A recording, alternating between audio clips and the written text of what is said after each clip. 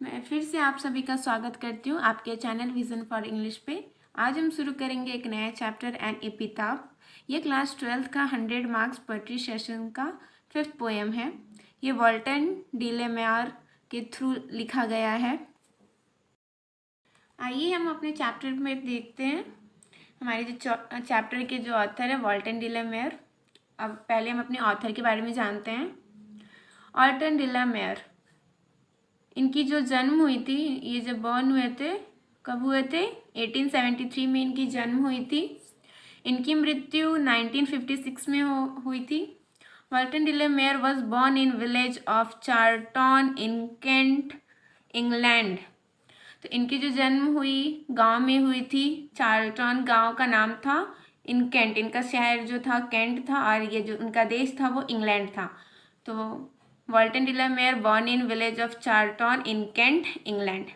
ये इंग्लैंड में जन्म लिए थे। He lost his father at the age of 4।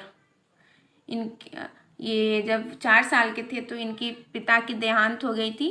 इनके पिता इनसे दूर चले गए थे। इनके पिता की मृत्यु हो गए थे, तो अपने पिता का इनको प्यार नहीं मिला था।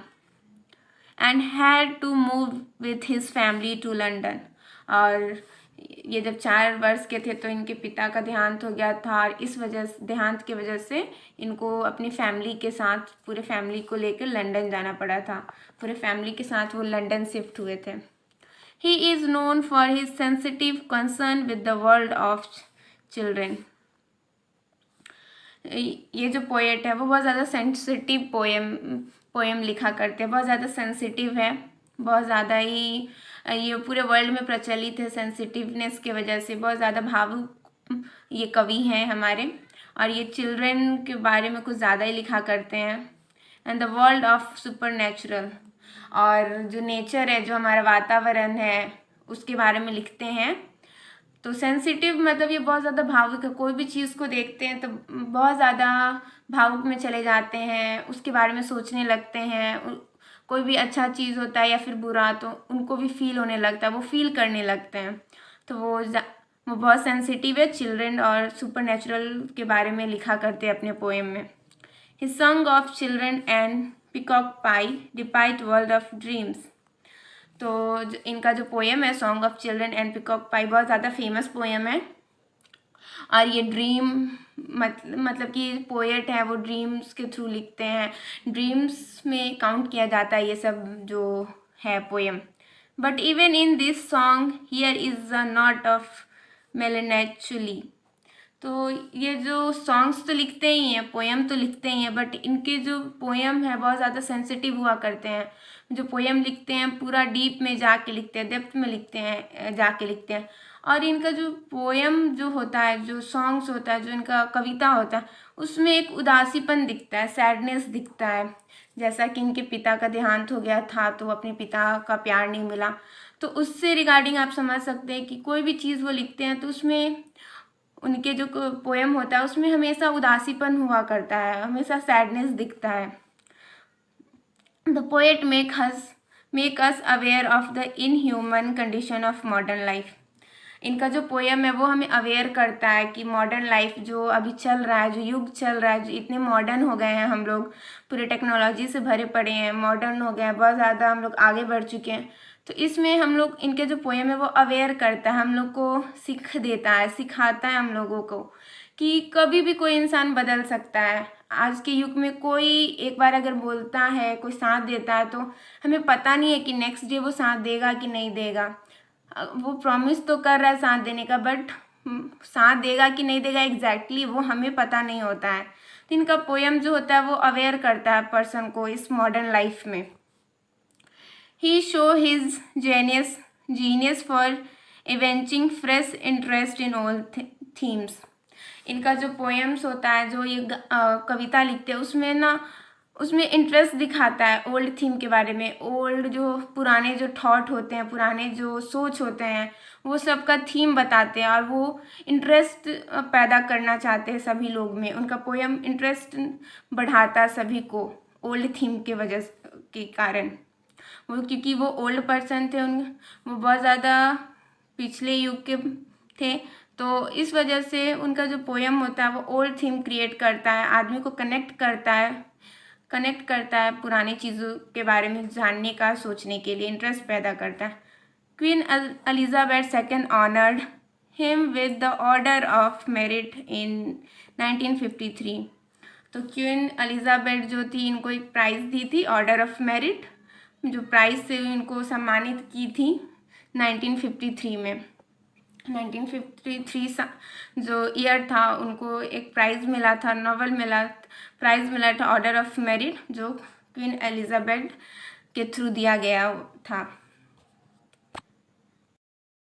तो ये था हमारा ऑथर का डिस्क्रिप्शन, ऑथर के बारे में। अब हम आते हैं अपने चैप्टर पे, एन एपिक। बहुत लोग एन एपिक का मतलब नहीं जानते होंगे, तो आइए हम समझते हैं एपिक है क्या। एपिक का मतलब होता है जो कोई व्यक्ति मर जाता है या फिर कोई डेथ कर जाता है, उसकी समाधि बना दिया जाता है। मरने के बाद जब उसको जो समाधि बनता है उसको बना दिया जाता है, जो समाधि, और उस पे समाधि पर जो कुछ बातें लिखी जाती है, समाधि पर जो लेख होता है, जो कुछ भी लिखा जाता है, जैसे कि उसका नाम लिखा जाता है, उसका पता लिखा जाता है, उसको हम लोग समाधि लेख कहते हैं या एपिक कहते हैं। और उसका मतलब भी वही होता है, समाधि लेख एपिक सब एक ही बात है। तो कोई भी अगर मर गया है और उसका कब्र बना दिया गया है, एक घर टाइप का बना दिया जाता है, तो उस पर उसका नाम पता ये सब लिख दिया जाता है, तो उसको हम लोग कहते हैं एपिक। आई थिंक कि आपको एपिक का मतलब अब समझ में आ गया होगा। आइए हम अपने पोएम पे आते हैं, हमारे कवि कहना क्या चाहते हैं इस पोएम में। तो हमारे कवि जो हैं एक कब्र के सामने में है, कब्र के सामने खड़े हैं, एपिक के सामने खड़े हैं। यहाँ पे कवि ने बताने की कोशिश की है कि चाहे आप कितने भी सुंदर हो जाएं, इस पोएम में बता रहे हैं कि आप चाहे कितने भी सुंदर हो जाओ, लेकिन एक न एक दिन आपकी जो सुंदरता है वो नष्ट हो ही जाना है, वो सुंदरता ख़त्म हो ही जाना है। इससे कोई, इस जो सुंदरता है वो ख़त्म हो जाएगा, नष्ट हो जाएगा, इसमें कोई शक नहीं है कि वो ख़त्म होगा कि नहीं होगा। तो इस पोयम में इसी चीज़ का जिक्र है, इसी चीज़ को बताएं कि कोई भी इंसान कितना भी सुंदर हो, कितना भी ब्यूटीफुल हो, लेकिन वो एक न एक दिन ख़त्म हो ही जाएगा। तो आइए हम आते हैं अपने पोयम पे। तो आइए हम अपने चैप्टर पे आते हैं। तो पहले हम जैसे कि बताएं कि कवि एक एपिक के सामने है, कब्र के सामने है, और कब्र के सामने खड़े हैं। तो वो बोलते हैं, कवि कहते हैं, यहाँ पे इस कब्र के अंदर मोस्ट ब्यूटीफुल लेडी है, here lies the most beautiful lady.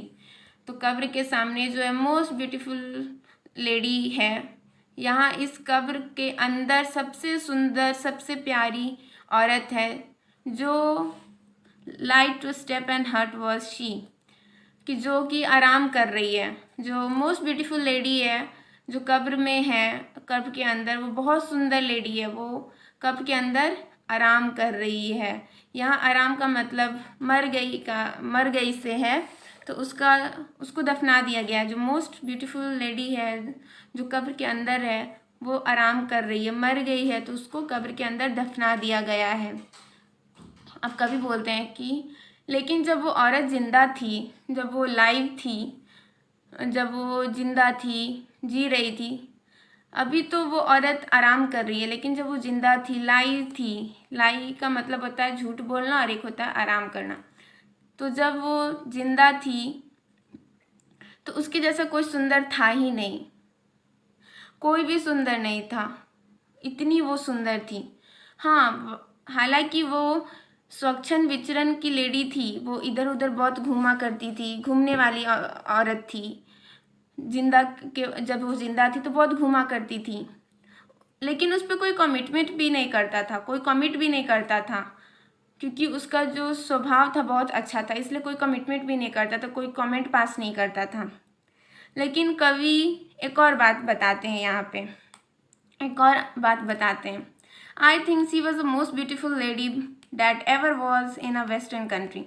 तो कवि तो पहले लाइन में बता रहे हैं कि वो कब्र के सामने खड़े हैं, जो कब्र के सामने खड़े हैं, जो कब्र है वो एक बहुत ही सुंदर लेडी का कब्र है। वो उस कब्र के अंदर वो लेडी पड़ी हुई है, आराम कर रही है, मर गई है तो उसको दफना दिया गया, तो वो आराम कर रही है। लेकिन वो औरत इतनी सुंदर थी, जब वो जिंदा थी तो बहुत सुंदर थी, बहुत ही ज़्यादा खूबसूरत थी, पूरे कंट्री में बहुत ही ज़्यादा सुंदर थी। लेकिन जब वो जिंदा थी तो बहुत घूमा फिरा करती थी, स्वच्छंद विचरण की औरत थी, यहाँ वहाँ खूब घूमना पसंद करती थी, घूमती थी। लेकिन ये भी कवि कहते कि उस पर कोई कमिटमेंट नहीं करता था, कोई कमेंट पास नहीं करता था, क्योंकि उसका जो हैबिट था, उसका जो स्वभाव था बहुत सुंदर था, बहुत अच्छा था। लेकिन कवि यहाँ पे फिर बोलते हैं, I think she was most beautiful lady that ever was in a west country.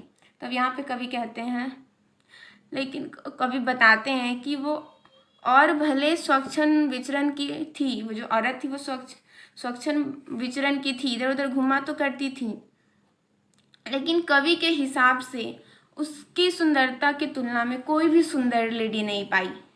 कोई भी आज तक जो वेस्टर्न कंट्री में आज तक उनके कवि की तुलना में कोई भी सुंदर औरत नहीं हुई। फिर कवि कहते हैं कि हाँ, मैं ये तो नहीं कह सकता हूँ, कवि कह रहे हैं कि मैं ये तो नहीं कह सकता कि वेस्टर्न कंट्री में सारी औरतें सुंदर थी या नहीं थी, लेकिन जितना मैं देखा हूँ कवि के अनुसार सबसे सुंदर लेडी वो थी जो कब्र के अंदर आराम कर रही थी।